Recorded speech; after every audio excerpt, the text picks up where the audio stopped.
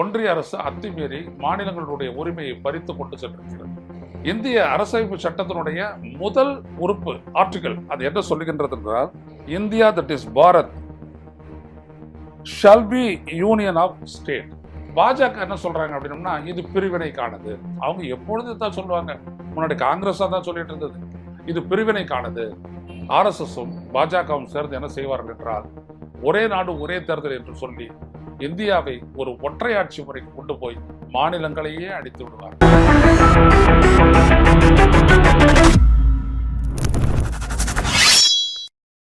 வணக்கம் தொடர்களே, ரூசர் செய்திகளின் வாயிலாக இன்று மீண்டும் உங்களை சந்திப்பதில் பெருமகிழ்ச்சி அடைகின்றேன். தமிழ்நாடு சட்டப்பேரவையில் இன்றைக்கு வரலாற்று சிறப்புமிக்க ஒரு நிகழ்வு நடந்துள்ளது. அதுதான் இந்தியாவினுடைய அரசமைப்புக்கு உட்பட்டு மாநிலங்களிடமிருந்து பறிக்கப்பட்ட அதிகாரத்தை மீண்டும் திரும்ப பெறவும், நிலைநிறுத்தவும், அதே போல உண்மையான கூட்டாட்சியை ஏற்படுத்தக்கூடிய அளவிற்கு அதிகார பகிர்வை ஏற்படுத்தக்கூடிய ஒரு தீர்மானத்தை நிறைவேற்றி, அந்த தீர்மானத்தின் அடிப்படையில் இந்திய உச்சநீதிமன்றத்தின் நீதிபதியாக இருந்து ஓய்வு பெற்ற குரியன் ஜோசப் அவர்களின் தலைமையிலான ஒரு குழு அமைக்கப்பட்டிருக்கிறது. அந்த குழுவில் தமிழ்நாட்டினுடைய இந்திய ஆட்சிப்பணி அதிகாரியாக செயலாற்றி ஓய்வு பெற்றவரும், இங்கே இந்தியன் மேரிடைம் யூனிவர்சிட்டியினுடைய முன்னாள் துணைவேந்தருமான கே அசோக்வர்தன் செட்டியும், அதே போல தமிழ்நாட்டினுடைய திட்ட ஆணையத்தின் துணைத் தலைவராக இருந்த பொருளாதார நிபுணர் எம் நாகநாதனும் உறுப்பினர்களாக வைத்து அந்த கமிட்டியை நிறுவியிருக்கிறது. இந்த கமிட்டி இந்த அதிகார பகிர்வை மாநிலமும் ஒன்றிய அரசும் எவ்வாறு பகிர்ந்து கொண்டு உண்மையான ஒரு கூட்டாட்சியை நிலைநிறுத்த வேண்டும் என்பதனை தொடர்பாக ஒரு அறிக்கையை உருவாக்கி, ஒரு இடைக்கால அறிக்கையை உருவாக்கி அதை வருகின்ற ஜனவரி மாதம் தமிழக அரசுக்கு அளிக்கும். அதற்கு பிறகு அந்த அறிக்கையின் மீது நடந்த விவாதத்திற்கு பிறகு எந்தெந்த அடிப்படைகளில் மாநில சுயாட்சி தொடர்பான அந்த அதிகார வரையறை செய்யப்பட வேண்டும் என்கின்ற விரிவானதொரு அறிக்கையை 2 ஆண்டுகளுக்குள் அவர்கள் உருவாக்கி தர வேண்டும் என்று கேட்டுக்கொள்ளப்பட்டிருக்கிறார்கள். இதைத்தான் வரலாற்று முக்கியத்துவம் வாய்ந்த ஒரு நிகழ்வு என்று சொல்லுகின்றேன். ஏனென்றால் நமது நாட்டினுடைய அரசமைப்பை எடுத்துக்கொண்டால் அதை ஒரு கூட்டாட்சி என்று எவ்வாறு சொல்லுகின்றோம் என்றால், இந்திய அரசமைப்பு சட்டத்தினுடைய முதல் உறுப்பு ஆர்டிகல் அது என்ன சொல்லுகின்றது என்றால், name and territory of union India என்பதை எவ்வாறு வரையறுத்திருக்கிறது என்றால், India that is Bharat shall be union of state. Shall be of union of states, அதாவது மாநிலங்களால் உருவாக்கப்பட்ட ஒன்றியம்தான் இந்தியா அல்லது பாரத் என்பது. எனவே இதன் மூலமே நமது அரசமைப்பு, நமது நாடு ஒரு கூட்டாட்சி குடியரசு தான் என்று நிறுவி இருக்கிறது. அதன் அடிப்படையில் தான் பார்த்தீர்களானால் மாநில அரசுக்கு இருக்கக்கூடிய அதிகாரங்கள், யூனியன் லிஸ்ட் என்று சொல்லக்கூடிய ஒன்றிய அரசுக்கு இருக்கக்கூடிய அதிகாரம், அதற்கு பிறகு இரு அரசுகளுக்கும் பொதுவாக இருக்கக்கூடிய அதிகாரங்கள் கன்கரண்ட் லிஸ்ட், இசைவு பட்டியல் என்று 3 தொகுப்புகளாக கொடுக்கப்பட்டிருக்கிறது. ஆனால் விடுதலைக்கு பின்னால் இந்த அதிகாரத்தை பல அதிகாரங்கள், மாநில பட்டியலில் இருக்கக்கூடிய அதிகாரங்கள் ஒன்றிய அரசிடம் கொண்டு செல்லப்பட்டிருக்கிறது, அல்லது பொதுப்பட்டியலுக்கு கொண்டு செல்லப்பட்டு அதில் இந்திய ஒன்றிய அரசு சட்டம் இயற்றி அதன் மூலம் மாநிலங்களினுடைய உரிமையை பறித்திருக்கிறது. கல்வி, வரி விதிப்பு, ஜிஎஸ்டி வந்ததற்கு இல்லையா, வரி விதிப்பு, அப்புறம் இந்த இன்ஃப்ராஸ்ட்ரக்சரை பொறுத்த வரைக்கும் பார்த்தீங்கன்னா துறைமுகங்கள், இப்படி பல இடங்களில் நீங்கள் பார்த்தீர்கள் என்றால் கடைசியாக நீட்டு தேர்வை வைத்து அதன் மூலம் கல்வி உரிமையை பறித்தது, மாநிலங்கள் முடிவு செய்யக்கூடிய கல்வி உரிமையை பறித்தது என்று பல விடயங்களில் ஒன்றிய அரசு அத்துமீறி மாநிலங்களுடைய உரிமையை பறித்து கொண்டு சென்றிருக்கிறது. இதையெல்லாம் மாற்றி அமைக்காவிட்டால் எதிர்காலத்தில் மாநிலங்களே இல்லாத ஒரு நிலை ஏற்படும். இதை தடுத்து நிறுத்தவும், முழுமையான அதிகாரம் பெற்ற மாநிலங்களை உருவாக்கவும், வரி விதிப்பிலும் வரி பகிர்விலும் தமிழ்நாடு உள்ளிட்ட எல்லா மாநிலங்களும் உரிய பங்கை பெறுவதற்காகவும் இப்படிப்பட்ட இந்த நாட்டினுடைய கூட்டாட்சி மெய்யான ஒரு கூட்டாட்சியாக மாற்றப்பட வேண்டிய ஒரு கட்டாயம் இருக்கிறது. இதுல பாஜக என்ன சொல்றாங்க அப்படின்னம்னா, இது பிரிவினைக்கானது. அவங்க எப்பொழுதும் தான் சொல்லுவாங்க. முன்னாடி காங்கிரஸா தான் சொல்லிட்டு இருந்தது, இது பிரிவினைக்கானது. எப்பொழுதெல்லாம் ஸ்டேட் அட்டானமி, மாநில சுயாட்சின்னு பேசுறோமோ அப்பெல்லாம் பிரிவினை தான். அண்ணா முதலில் இந்திய நாடாளுமன்றத்தில் பேசிய போது கூட நாங்கள் பிரிவினையை கைவிடுகின்றோம், ஆனால் பிரிவினைக்கான காரணங்கள் அப்படியே இருக்கின்றன என்று சொல்லி மாநில சுயாட்சியை அவர் முன்மொழிந்த போது கூட இதேதான் சொன்னார்கள். இது பிரிவினை முடக்கம், நாட்டை துண்டாடுவதற்கான இது ஒரு சூத்திரம் என்றெல்லாம் சொல்லி சொன்னார்கள்.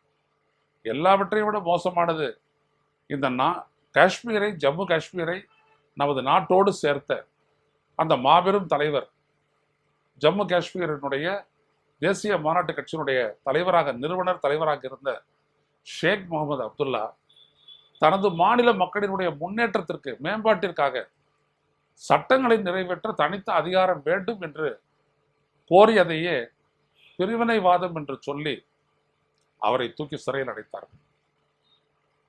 50களில் கான்ஸ்டிடியூஷன் வந்துச்சு, 52ல அவர் சிறையில் அடைச்சிட்டாங்க. அதற்கு பிறகு நீண்ட நெடுங்காலம் ஒரு சிறையில தான் இருந்தார்.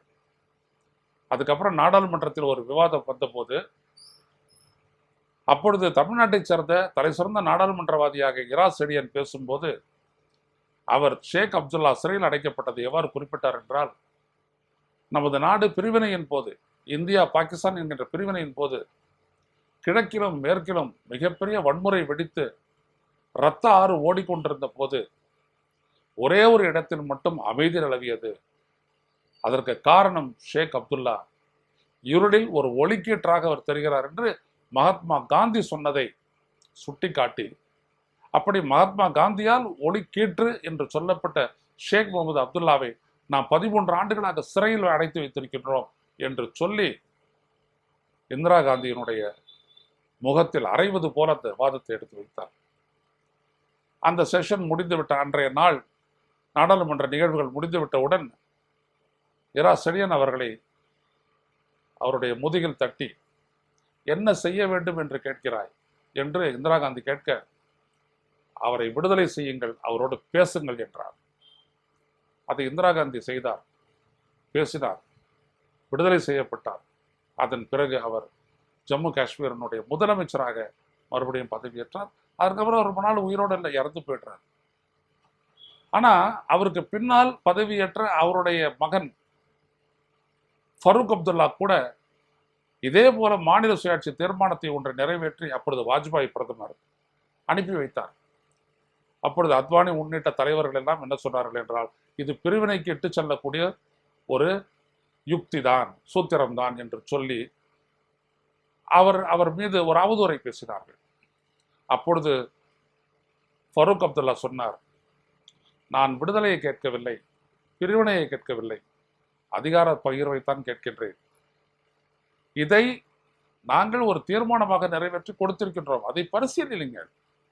பரிசீலிக்காமலேயே அதை தூக்கி குப்பை தொட்டியில் போடுவது எப்படி நியாயம்? இப்படி செய்தீர்களானால் எதிர்காலத்தில் நீங்கள் காஷ்மீர் பிரச்சனை, அந்த சிக்கலை தீர்க்க மக்களால் தேர்ந்தெடுக்கப்பட்ட பிரதிநிதிகளுடன் பேச முடியாது, யார் பிரிவினையை கோருகிறார்களோ அவரிடம்தான் நீங்கள் போய் பேச வேண்டும் என்று சொன்னார். அதுதான் இப்பொழுது நடந்து கொண்டிருக்கிறது. நன்றாக கவனிக்க வேண்டும். எனவே எப்பொழுதெல்லாம் மாநில சுயாட்சி என்று இந்த நாட்டினுடைய ஒற்றுமைக்கு வலு சேர்க்கக்கூடிய அந்த திட்டத்தை முன்மொழிகின்றோமோ அப்பொழுதெல்லாம் அவ்வாறு முன்மொழிபவர்களை பிரிவினைவாதிகள் என்று சொல்வதுதான் பாஜகவிற்கு மிகப்பெரிய ஒரு சுலபமான வேலை. காங்கிரசும் அதை செய்தது, இப்படித்தான் திட்டமிட்டு பேசினார்கள். இன்றைக்கு தமிழ்நாடு சட்டப்பேரவையில் இந்த தீர்மானம் நிறைவேற்றப்பட்டிருக்கிறது என்றால், இதுவரை தமிழ்நாடு எழுப்பிய குரலுக்கு யாருமே ஆதரவாக இல்லை. ஆனால் இன்றைக்கு தமிழ்நாடு எழுப்பிய மொழி பிரச்சனையில் இந்த நாட்டில் பல மாநில அரசுகள் ஆதரவு தெரிவித்திருக்கின்றன. நாடு தழுவிய விவாதம் வந்திருக்கிறது. 2 மொழியா 3 மொழியா என்கின்றதிலிருந்து ஆரம்பித்து நீட்டுத் தேர்வு தொடர்பான விவாதங்கள், தொகுதி மறுவரையறை செய்யப்படுவது தொடர்பான விவாதங்கள், வரிப்பகிர்வு தொடர்பான விவாதங்கள் எல்லாம் நாடு அளவில் நடக்கின்றது என்றால் அதற்கு ஒரு முன்னேற்றியாக ஒரு மாநிலமாக அதை முன்னெடுத்த தமிழ்நாடு இன்றைக்கு பேசப்படுகிறது. எனவே இந்த சூழலை பயன்படுத்தி தமிழ்நாட்டு முதலமைச்சர் ஸ்டாலின் அவர்கள் மிக சரியாக இந்த தீர்மானத்தை இன்றைக்கு முன்மொழித்திருக்கிறார். மிக வரவேற்கத்தக்க ஒன்றாகும். இதுல என்ன ஆகும்? இதையெல்லாம் இன்றைக்கு இது ஒரு விவாத பொருள் ஆகிவிட்டது. இன்றைக்கு பிரிவினை என்றெல்லாம் சொல்லுகிறார்கள். அதெல்லாம் இருக்கட்டும். இவ்வளவு காலம் என்ன செஞ்சுட்டு இருந்தீங்க அப்படின்ட்டு அதிமுக கேட்குது.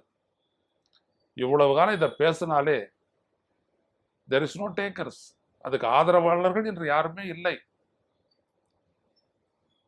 எனவே தமிழ்நாடு மட்டுமே குரல் எழுப்பி பேசுவதனால் அர்த்தம் இல்லை. இன்றைக்கு அப்படி அல்ல. இன்னைக்கு பாஜக ஆளாத மாநிலங்களில் மாநில உரிமைகளை குடியரசுத் தலைவரால் நியமிக்கப்பட்ட ஆளுநர்களை வைத்து முடக்க முற்படும் பொழுது இயல்பாக அந்த உரிமை குரல் வெடிக்கின்றது.